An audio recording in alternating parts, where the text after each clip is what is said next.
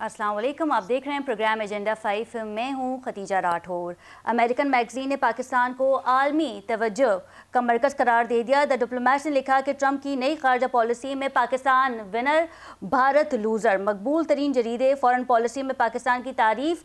कहा, अमेरिका में तवाज़ुन पाकिस्तान के हक़ में पलट गया। पाकिस्तान ने वो हासिल किया जो इत्तेहादी नहीं हासिल कर सके। वहीं दूसरी जानिब हुकूमत और अपोजिशन की जानिब बर्फ़ पिघलने लगी। 5 घंटे तक तवील मीटिंग रही और इसकी सरबराही की अचकज़ई साहब ने, जिसमें सलमान अकरम साहब भी मौजूद थे। और फिर ये बताया जा रहा था कि अगर हुकूमत मुज़ाकरात चाहती है तो इत्तेहादियों की जानिब से भी, यानी कि तहरीक तहफ़्फ़ुज़ यानी पाकिस्तान की जानिब से भी मुज़ाकरात हो सकते हैं।